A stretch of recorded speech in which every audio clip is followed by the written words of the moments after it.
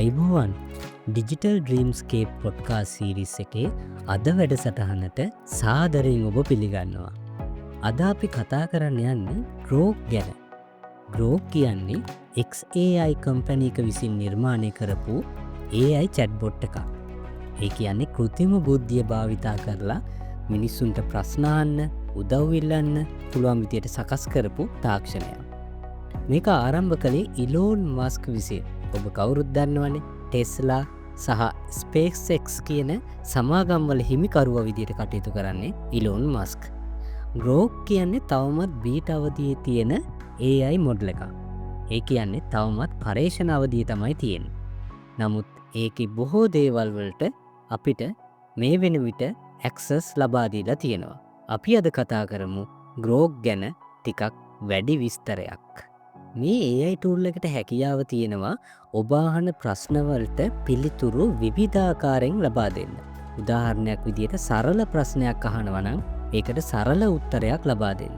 වගේම සංකීර්ණ ප්‍රශ්නයක් අහනවා නම් ඒ උත්තරේ බැරෑරුම්කම තේරුම් අරගෙන ඒක ඒ විදියට විසඳන්න ඒකට හැකියාව තියෙනවා. විශේෂයෙන්ම ගණිත ගැටලු විසඳීමේදී, විද්‍යාත්මක තොරතුරුත් එක්ක විද්‍යාත්මක ගැටලු විසඳීමේදී සහ කෝඩින්ග්ස් නැත්තම් කේත ලිවීමේදී ඔබට උදව් ඉල්ලන්න මේ හැකියාව අන්තර්ගත කරලා තියෙනවා.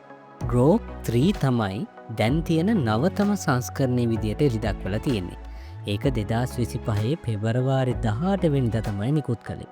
මේක විශේෂයෙන් ගණිතය, විද්‍යාව සහ කේත ලිවීම වගේ විෂයන් වලට සුවිශේෂ හැකියාවක් අනිත් AI tools වලට වඩා හොඳින් දක්වනවා.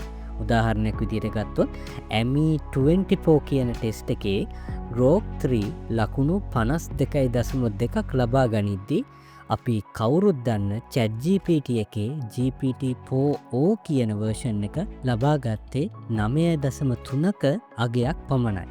අපි දැන් බලමු ග්‍රෝක් 3 එකේ තියෙන විශේෂත්වයන් 3ක් ගැන. ඉන් පළමුවෙන් තමයි හාස්‍යජනක බව. ග්‍රෝක් 3 සකස් කරලා තියෙන්නේ විශේෂයෙන් යම්කිසි විනෝද ජනකාකාරයෙන් පිළිතුරු ලබා දෙන AI මොඩල් එකක් විදියට. උදාහරණයක් විදියට ඔබ එයාගෙන් ප්‍රශ්නයක් අහනකොට එයා මිනිස්සෙක් වගේ සමහර වෙලාවට විහිළුත් කරන ගමන් තමයි ඒ ප්‍රශ්නවලට පිළිතුරු ලබා දෙන්නේ. ඒක මෙතෙක් ආපු කිසිම AI මොඩල් එක අපිට දකින්න හම්බෙලා නැහැ. මේ AI ටූල් එකේ තියෙන තවත් සුවිශේෂීත්වයක් තමයි මේකේ තියෙන Think මොඩල් එක. ග්‍රෝක් 3 එක්ක Think කියන මොඩල් එකක් අපිට දකින්න හම්බෙනවා. මේ මොඩල් එකේ තියෙන විශේෂත්වය තමයි අපිට ගැටලුවක් විසඳීමේදී පියවරෙන් පියවරේ ගැටලුව විසඳන ආකාරය පිළිබඳ අපිට හොඳ අවබෝධයක් ලබා ගන්න පුළුවන්. උදාහරණයක් ගත්තොත් එයා අපිට ගැටලුවක් විසඳද්දී ඒ ගැටලුව විසඳන ක්‍රමවේදය පියවරෙන් පියවර පැහැදිලි කරලා අපිට එයාගේ තීරණ ගැනීමේ හැකියාව කොයි විදියටද සකස් වෙලා තියෙන්නේ කියලා මේකේ පෙන්වුම් කරනවා. ඩීප් සර්ච් කියලා කියන්නේ ග්‍රෝක් 3 එක්කෙන තවත් විශේෂාංගයක්. මේකෙන් තොරතුරු සෙවීම සහ සාරාංශ කිරීම ඉතාම පහසුවෙන් සිදු කරනවා. උදාහරණයක් විදිහට ගත්තොත් පර්යේෂණයකට උදව් අවශ්‍ය නම් ග්‍රෝක් වලට හැකියාව තියෙනවා අවශ්‍ය කරන තොරතුරු ටික එකතු කරලා ඒ තොරතුරු වල සාරාංශයක් ඔබට පියවරෙන් පියවර ලබා දෙන්න.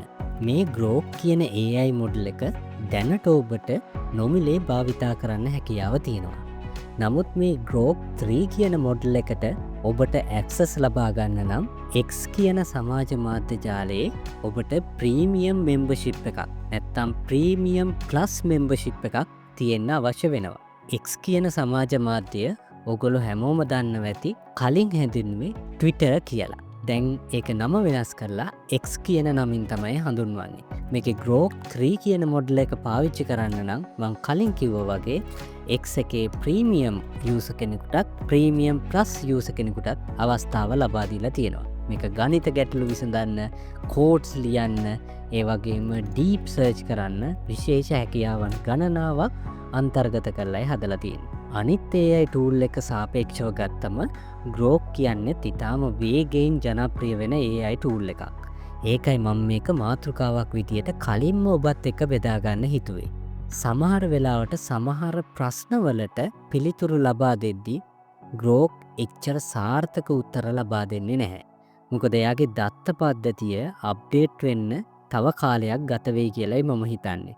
අපි එක දෙයක් ගැන කතා කරගෙන යද්දී ChatGPT වලදී නම් ඒක එයා මතක තියාගන්නවා අපි දිග කතාබහකට ගියත් මේකේ සම්පූර්ණ සන්දර්භයේදී මොනවද කතා වෙන්නේ කියලා. හැබැයි Grok 3 වල මං කරපු එක්ස්පෙරිමන්ට් වලින් මම දැකපු දෙයක් තමයි අපි දිගින් දිගටම කතා කරගෙන යද්දී එයාට කලින් කතා කරපු දේවල් පිළිබඳ අවබෝධය යම් මට්ටමකින් නැති වෙලා යනවා. ලාංකිකයෝ විදියට අපට මේ Grok AI tool එක ගොඩක් වටින ෆීචර් එකක් ලබා දීලා තියෙනවා. අනිත් AI tools එක සාපේක්ෂව බැලුවම සිංහල භාෂාව භාවිතයේදී ගොඩක් දුර්වලකම් අනිත් AI tools වල තියෙනවා. නමුත් මේ Grok AI tool එකේදී ඒ දුර්වලකම් ඉතාම අවමයෙන් තමයි දකින්න හම්බෙන්නේ. නිවැරදි සිංහල වචන මාලාවක් ඒ වගේම වාක්‍ය රටාවන් ගත්ත මේ වාක්‍ය රටාවල සැකස්මත් ඉතාම පැහැදිලිව නිර්වද්‍යව අපිට දකින්න පුළුවන් මේ Grok AI tool එකත් එක්ක. Grok කියලා කියන්නේ AI ලෝකයට අලුත් පෙරලියක්. අපි බලමු මේ Grok 3 මොඩල් එකෙන් පස්සේ එන මොඩල් අපිට පහසුවෙන් ඇක්සස් කරන්න නැත්නම් නොමිලේ ඇක්සස් කරන්න හැකියාව ලබා දෙයිවිද නැත්නම් මොන වගේ දියුණුවක්ද මේ Grok AI tool එකට අනාගතේ ලැබෙන්නේ කියලා. අදට අපි කතාබහ අවසන් කරමු.